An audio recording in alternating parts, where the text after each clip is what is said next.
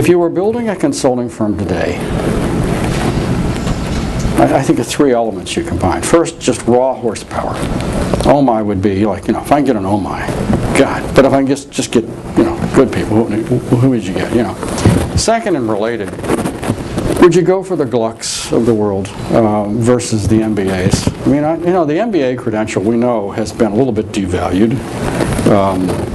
People who know, something, but not a lot. Whereas Gluck and Oh My and others really knew how the world worked.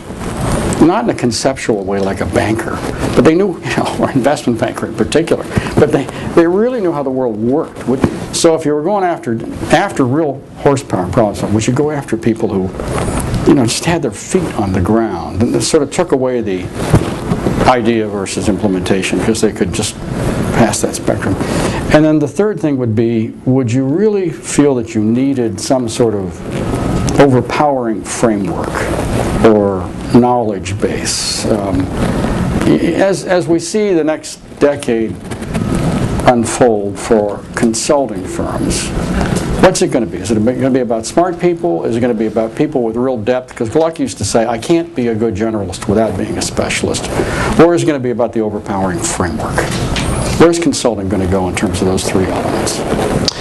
I think it's going to go in the direction of specialization. It already has. I mean, Fred was right there. One of the sets of people I interviewed for the book were private equity operators who pride themselves on their Sharpies, but they use a lot of strategy consulting. And some of them style themselves, we are in the forefront of using consultants and knowing how to use them. And one of the things that they told me is, yeah, and what we're looking for are really specialized consultants. People who can tell you about pricing in the chemical industry. People who have a very laser-like focus on small specialties, but that can be really important to our costs or our competitive analysis. And I think you find that in the three strategy firms too, that they have migrated to, in the last 20 years. When Fred joined McKinsey, they took pride on the partners were generalists. They looked down on specialists and all that. The same thing, Bruce prided himself, Henderson, on being a generalist. We were going to get these universal ideas. Same thing at Bain. We're bringing a fresh eye, a new analytic perspective.